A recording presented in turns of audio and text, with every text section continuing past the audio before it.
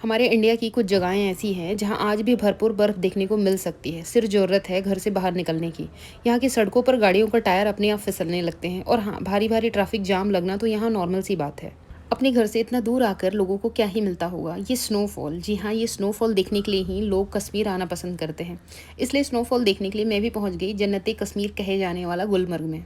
गुलमर्ग के नाम का मतलब होता है मिडो ऑफ फ्लावर्स, बट इसके नाम के जस्ट अपोजिट यहाँ पे मोस्टली टूरिस्ट विंटर्स में ही आते हैं, वो भी इतने ज़्यादा कि ये इंडिया का सबसे पॉपुलर स्नो डेस्टिनेशन है। और इसकी पॉपुलैरिटी का एक रीज़न और है कि गुलमर्ग गंडोला, जो कि वर्ल्ड के हाईएस्ट गंडोला में से एक है।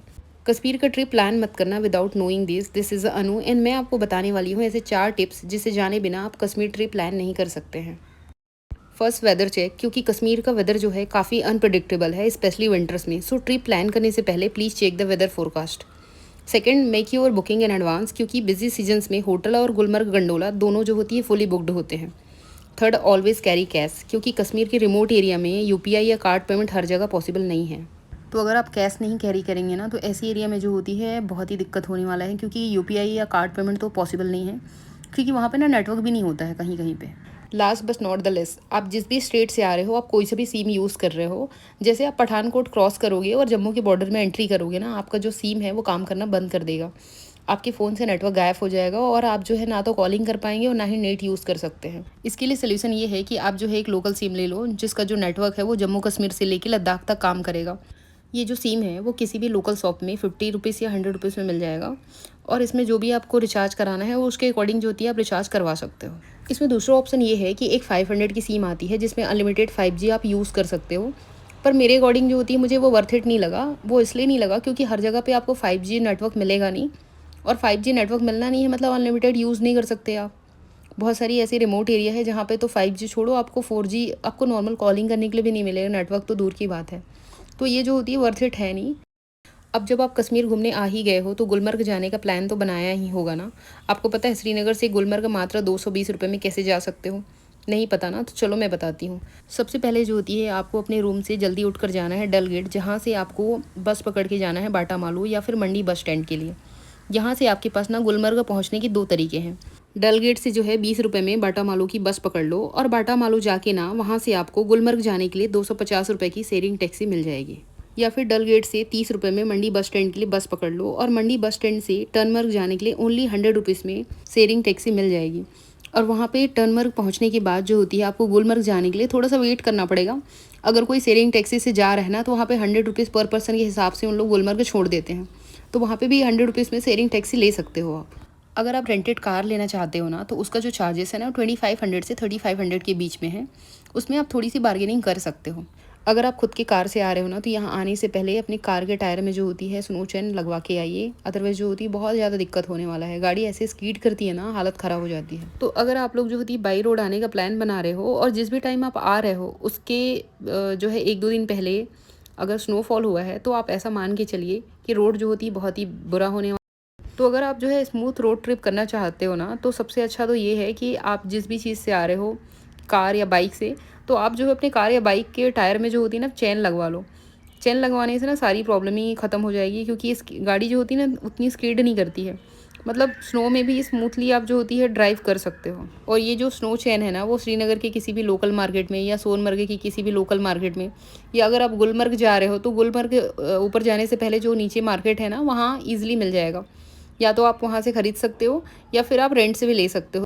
कश्मीर जिसको जन्नत भी कहा जाता है, और यहाँ चारों तरफ आपको मिलेगा पहाड़, बर्फ़, और मिलेगी बहुत सारा सुकून। लेकिन ना यहाँ के एक सच ये भी है कि यहाँ की खूबसूरती जितनी असली है ना, उतनी ही कुछ लोग टूरिस्ट को देख के कुछ एक्स्ट्रा स्मार्ट हो जाते हैं। तो अगर आप भी कश्मीर पहली बार आ रहे हो ना, तो हो सकता है कि आप भी इनके ट्रैप में फंस जाओ और इस स्कैम के शिकार हो जाओ। तो आपको करना क्या है, मैं आपको इस वीडियो में बताने वाली हूँ। आपको यहाँ पे ना बहुत सारे स्कैम देखने को मिलेंगे, उनमें से मैं 7 स्कैम आपके लिए कवर कर रही हूँ इस वीडियो में, जिनको आपको ध्यान में रखना है, और आप इन स्कैम से बच जाओगे अगर आपने मेरे टिप्स फॉलो किया तो। वीडियो को ना एंड तक जरूर देखना, क्योंकि लास्ट वाला जो स्कैम है ना बहुत ही कॉमन होने वाला है। सबसे पहला स्कैम शुरू होता है बस स्टैंड से या रेलवे स्टेशन से। जैसे ही आप श्रीनगर पहुंचते हैं, तो आप जो है रेलवे स्टेशन आएंगे या फिर बस स्टैंड आएंगे, या फिर आप आएंगे एयरपोर्ट, तो इनके बाहर आपको बहुत सारे टैक्सी ड्राइवर मिलेंगे। और अगर आपने पहले से रेट चेक नहीं किया है ना, तो यहीं से स्टार्ट होती है पूरी कहानी। यहाँ टैक्सी वाले टूरिस्ट को देख के अलग अलग रेट बताते हैं। शॉकिंग है बट रियल है। अब आपको ऐसे में करना क्या है, अगर पॉसिबल है ना, तो आप लोकल बस ले सकते हो। और अगर आपको बस नहीं मिल रही है और आपको अपना टाइम भी सेव करना है, तो पहली बात जो आपको ध्यान में रखना है वो ये है कि किसी एक टैक्सी वालों की बातों पे ना भरोसा नहीं करना है। अलग अलग लोगों से रेट कंपेयर करना है। और जो JNK के जो ऑफिशियल वेबसाइट है ना, जिसमें टैक्सी के रेट लिस्ट लिखे हुए हैं, आप एक बार ज़रूर वो चेक करो टैक्सी बुक करने से पहले। अगर आपने होटल पहले से बुक किया हुआ है ना, तो ट्राई करना कि होटल से ही पिकअप अरेंज हो जाए, ये बेस्ट रहेगा। जो भी कम्युनिकेशन करो टैक्सी ड्राइवर से क्लियर करना कि फ़ाइनल कितना होगा, कोई एक्स्ट्रा चार्ज तो नहीं देना होगा। और हाँ, एड्रेस भी सही सही बताना, वरना बाद में ये एक्स्ट्रा चार्ज लेंगे और आप कुछ कर भी नहीं पाएंगे। इसलिए क्लियर कम्युनिकेशन, नो टेंशन, ये रूल्स हमेशा याद रखना। नेक्स्ट स्कैम की हम जो बात करेंगे वो है होटल बुकिंग का स्कैम। तो होटल बुक करते टाइम जो होती है ना, बहुत सारे स्कैम होते हैं। आप ये ना ज़रूर ध्यान में रखना। स्पेशली पीक सीजन में एक और चीज़ होती है कि जो ऑनलाइन फ़ोटोज़ होते हैं ना, वो बहुत ही लग्जरी दिखाते हैं, और जो रूम की ग्राउंड रियलिटी होती है ना, बहुत ही एवरेज होती है। तो आपको ना बिना रिसर्च के यहाँ पे नहीं आना है, और आपको ना रेट भी डबल लगेगा पीक सीजन में। तो आपको ना ये ध्यान में रखना है कि जो भी फ़ोटो दिखाया गया है ना, उसी के हिसाब से कहीं से भी बुकिंग नहीं करनी है। किसी भी ट्रस्टेड वेबसाइट के थ्रू जो होती है आप बुकिंग कर सकते हो। फेसबुक या इंस्टाग्राम पर बहुत सारे फेक पेज बने होते हैं होटल बुकिंग से रिलेटेड, जो कि एडवांस में आपसे पेमेंट मांगेंगे। आपको ना उन पे ट्रस्ट नहीं करना है। किसी भी ट्रैवल वेबसाइट के थ्रू जो होती है, जो ट्रस्टेबल होती है, उसके थ्रू ही आपको बुकिंग करनी है और उसके थ्रू ही पेमेंट करना है। आप जिस भी होटल को बुक करने जा रहे हो ना, उसका रिव्यूज़ आपको गूगल पर ज़रूर चेक कर लेना चाहिए, और 2-3 होटल से कंपेयर करो, उसके बाद ही होटल चूज़ करो। या फिर ना डायरेक्ट कॉल करके नेगोशिएट भी कर सकते हो, ये ज़्यादा बेटर रहेगा।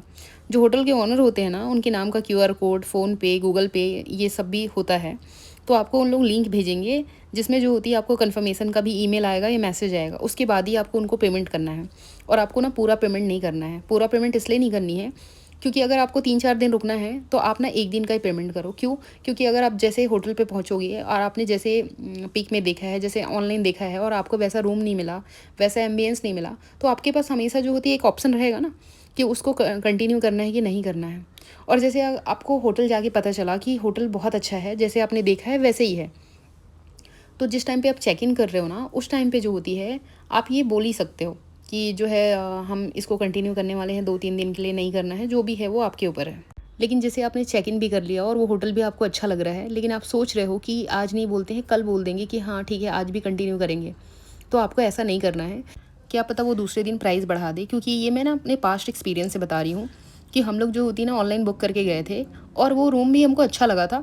पर हम लोगों ने सोचा कि चलो ठीक है, देखते हैं कि कल जो है कंटिन्यू अगर करेंगे, तो जब इन लोग चेकआउट के लिए बोलेंगे तो हम लोग बोल देंगे कि नहीं, आज हम लोग इसको कंटिन्यू करने वाले हैं। और दूसरे दिन जब हमने बोला ना रिसेप्शन में कि हाँ, ब्रेकफास्ट करने के बाद, कि हाँ ये जो है ना, हम इसको कंटिन्यू करने वाले हैं, उन्हें प्राइस बढ़ा दिया सडन। तो अगर आप जो है चेक इन कर रहे हो और आपको लग रहा है कि होटल बहुत अच्छा है और इसको हम कंटिन्यू कर सकते हैं, तो आप उसी दिन जो है रिसेप्शन में क्लियर कर दो कि आगे जो है कंटिन्यू करना है या नहीं करना है। थर्ड और जो सबसे मोस्ट इंपॉर्टेंट स्कैम है, वो है गंडोला टिकट का। तो अगर आप कश्मीर आ रहे हो, तो डेफिनेटली जो होती है आपके बकेट लिस्ट में गुलमर्ग जाने का प्लान तो होगा ही। गुलमर्ग का जो मेन अट्रैक्शन है वो है गंडोला राइड। एशिया का हाईएस्ट केबल कार में से एक है। पीक सीजन में ना जो गंडोला राइड का टिकट है वो जल्दी सोल्ड आउट हो जाते हैं। तो इस टाइम पे कुछ एजेंट जो होते हैं ना, वो डबल रेट में आपको टिकट ऑफर करेंगे, या फिर ना फेक कंफर्मेशन दिखा के आपको ये बताएंगे कि उनके पास ना टिकट अवेलेबल है। आपको ये सब स्कैम में नहीं पड़ना है। अच्छा रहेगा कि टिकट एडवांस में बुक करके जाना। गंडोला टिकट बुक करने का जो प्रोसेस है वो बहुत ही सिंपल है। ध्यान से जो है ना, पहले से टिकट बुक करके जाना, वरना ये जो फालतू के स्कैम है ना, उसमें आप फंस जाओगे। बिना मतलब के पैसा और टाइम दोनों वेस्ट होने वाला है। और जो सबसे मोस्ट इंपॉर्टेंट चीज़ है ना, वो ये ध्यान रखना है कि सिर्फ ऑफिशियल वेबसाइट से ही टिकट बुकिंग करनी है, और ग्राउंड पर किसी भी एजेंट से टिकट नहीं लेना है।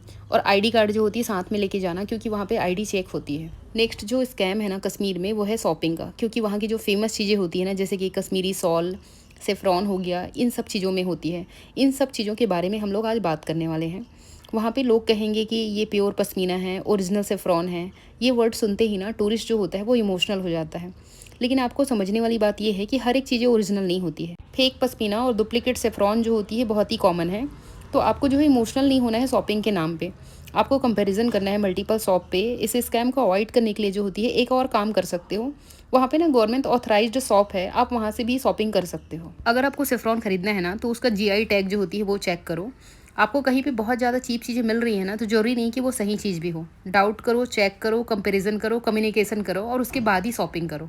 चलिए अब बात करते हैं अगले स्कैम की। गुलमर्ग में अगर स्नो है, तो आपको snow dress, boot, gloves, jacket, ये सब कुछ रेंट करने पड़ेंगे। अब यहाँ पे प्रॉब्लम कहाँ से स्टार्ट होती है वो बता रही हूँ। इन लोग पहले बोलते हैं कि 300 रुपये में सब आ जाएगा। बाद में बोलते हैं कि ये सिर्फ बूट्स के लिए था, ड्रेस के लिए अलग से लगेगा, ग्लव्स के लिए अलग से लगेगा। तो 300 रुपये का जो चीज़ है ना, उसको आप 1000 तक पहुँचा देते हैं इन लोग। तो यहाँ पे जो भी आप जो है सामान ले रहे हो ना, पहले जो है क्लियर कम्युनिकेशन करो कि किसके लिए वो कितना चार्ज कर रहा है। इसी तरह से स्लज राइड और स्नो बाइक में भी जो होती है ऐसे स्कैम होते हैं। तो आपको ना करना क्या है कि आपको एक ही बार में पूरे पैकेज जो होती है फाइनल रेट फिक्स करना है।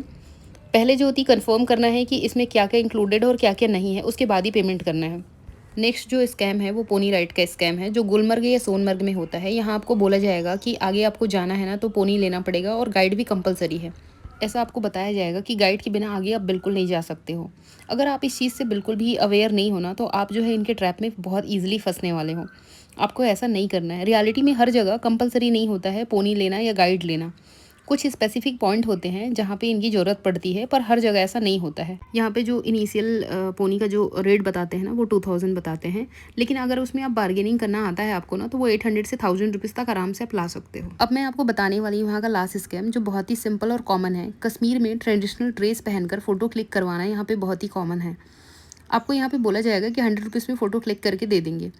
जब आप बहुत सारे फ़ोटोज़ क्लिक कर लेंगे, फिर वो आपको बताएंगे कि 100 रुपीज़ पर फ़ोटो था। तो फ़ोटोज़ क्लिक करने से पहले जो होती है, आप ये चीज़ें क्लियर कर लेना कि आपको कितनी फ़ोटोज़ क्लिक करवानी है और उसका चार्ज वो कितना लेंगे। जो सबसे इम्पोर्टेंट टिप देने वाली हूँ वो ये है कि कश्मीर में बार्गेन करना आपका पहला राइट है। डल लेक से लेके शिकारा राइड तक, बोट हाउस में स्टे से लेके शॉपिंग तक, इनफैक्ट जो होती है आपको टैक्सी तक में बार्गेन करना पड़ेगा, नहीं तो इसका डायरेक्ट इम्पैक्ट जो होती है आपके पॉकेट में आने वाला है। आप समझ रहे हो ना मैं क्या कहना चाह रही हूँ।